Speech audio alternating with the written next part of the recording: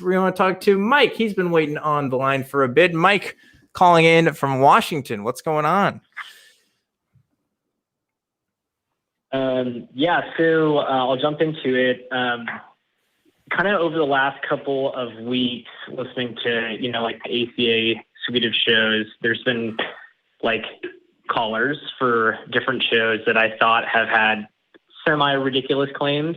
And it got me kind of thinking, especially in kind of like today's political climate, like how do we hold people accountable for kind of like really bad ideas?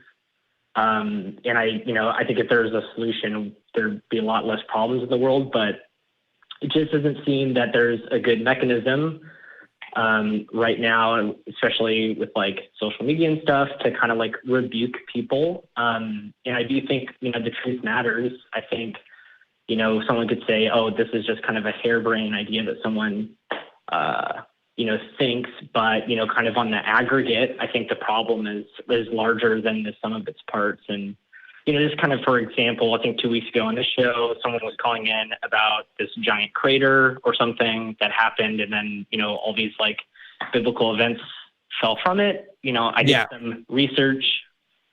On it. The group that studies this,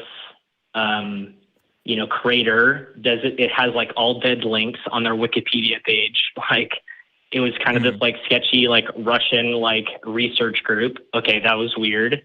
I looked up like underwater pyramids, Portugal, and it's like, looks like, come on, man. It looks like a hill. So like, he's saying this stuff, and then, he kind of had this reaction like, I don't know if I'm not trying to, prove anything, or, I hear like, that's kind of my truth. So I don't know what's the mechanism. I don't know if just like having conversations with people work, because then they're just like, okay, peace out. I said what I wanted to say. And then they just kind of go off and kind of continue to spew. So is there justice in that sense? Can you kind of bring people to, I don't know, recount?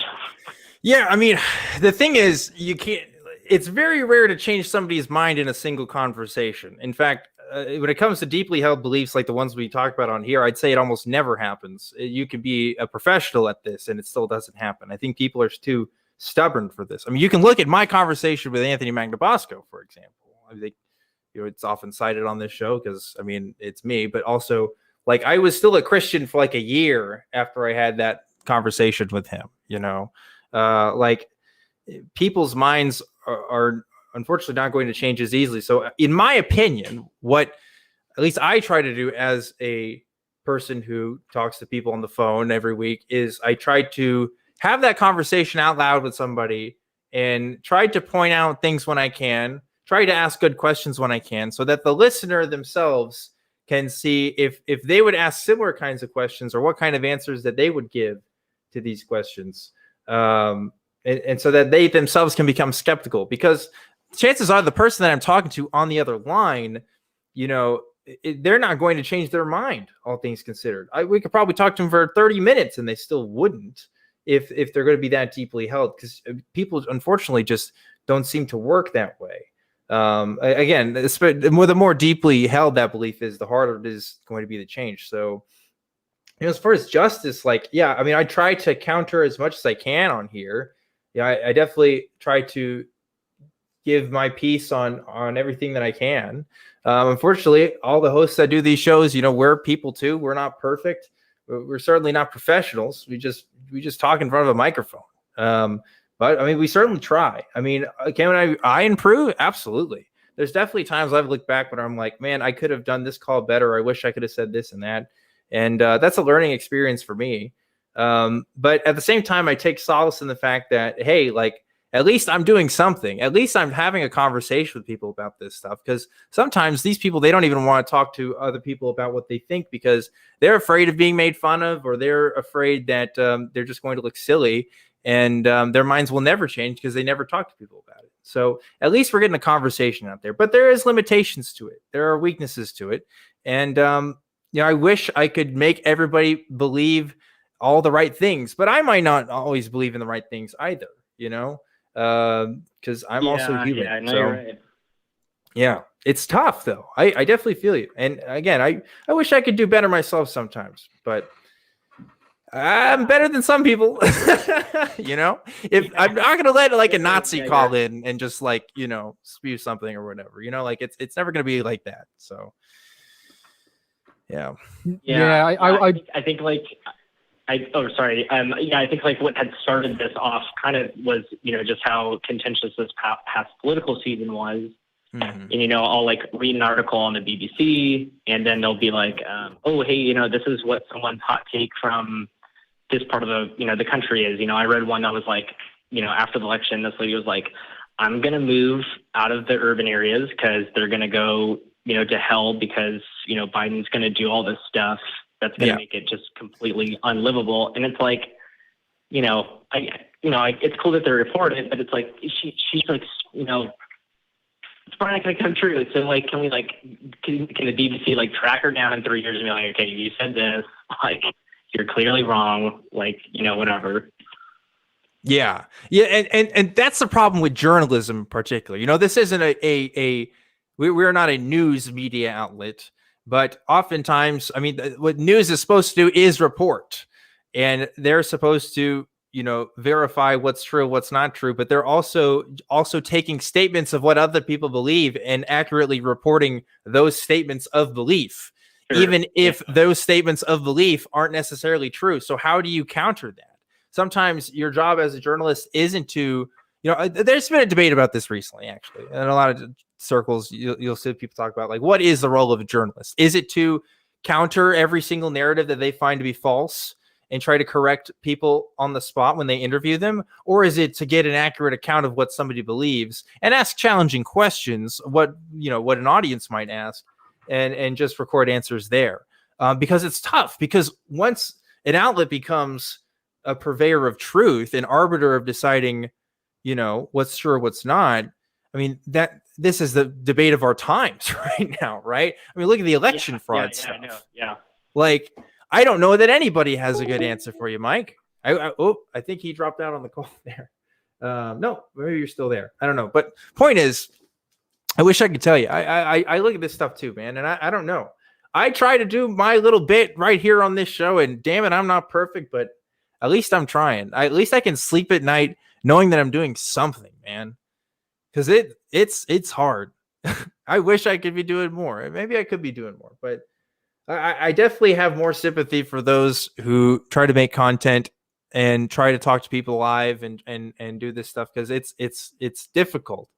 And you know, there's always more we can do, but hey, it is what it is. I'm trying my best here. So hopefully you guys like what I'm doing.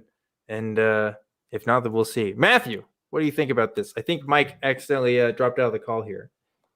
Okay, so my first thoughts on this are to do with the grounding that I guess everyone needs in terms of figuring out what's true. So I guess you can think of that mental framework as like a scaffold. If the base scaffold that you're basing your beliefs and your understanding of reality is broken, has, you know, errors in it, then you can stick ideas or wrong ideas, false beliefs to it really easily.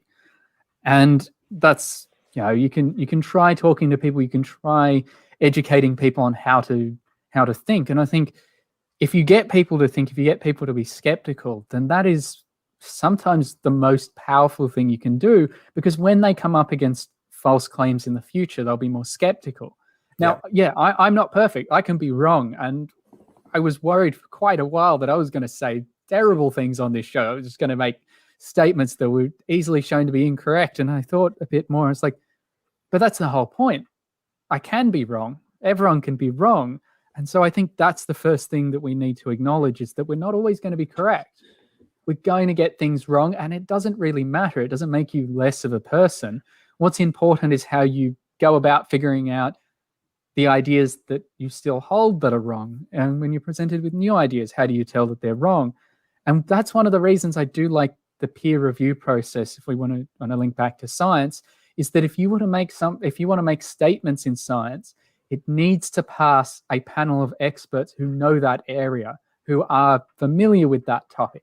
I've managed to get a paper published, like first author paper. I've had a couple of others where I've been co-authors, and it's a bit of a nightmare process. It's got its own little kind of view from most scientists, but it is very, very useful. It's kind of one of the best tools we've got is that you need to convince experts. I think maybe that's one way we could try and make this whole, make people more accountable, is that we don't necessarily punish people for being wrong, but when they present ideas, we try and get people to analyze them based on what other experts think as well. So we don't just say, oh, this one person said this, but here are the experts. This is what they're saying. Here's the evidence. And I guess it all comes back down to that framework, that scaffold that we want to build underneath. And I'm still working on that scaffold myself.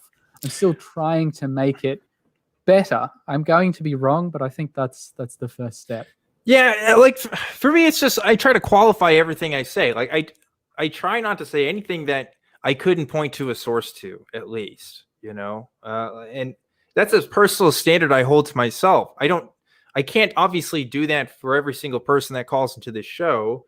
A lot of people do call in with their sources, and that's great, but I can't fact check that in the moment. There's limitations to doing this. And this show in particular, guys, I mean, it is what it is. It is a show produced for YouTube and for iTunes, Spotify, wherever else you get your podcasts. And it is, at the end of the day, supposed to be an enjoyable listen for people.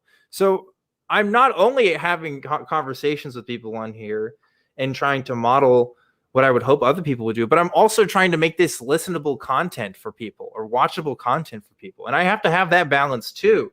So like even doing this show isn't always going to be the perfect model for how a conversation would look. In fact, I would say that in my real life conversations, they might be different sometimes in the ways that I do it on here, because I'm not hosting a show when I'm talking to somebody in real life. I might be willing to go down different avenues or rabbit trails that might not be palatable for listeners. So it's tough. Making content and talking to other people at the same time, it's not easy, but I hope everybody at least takes something from this, which is like keeping the people in your own life accountable for their stuff. Please. We may not be able to always keep the people in power accountable on an individual level, but you know what? I can have a conversation with my parents. I can have a conversation with my friends or my coworkers because I'm right there. And everybody else, you guys have friends, family, people you work with, you can have conversations with too, if you're brave enough, if you want to do it. And in this day and age, it's starting to become more necessary with more topics. And it doesn't seem like that's going to be changing anytime soon.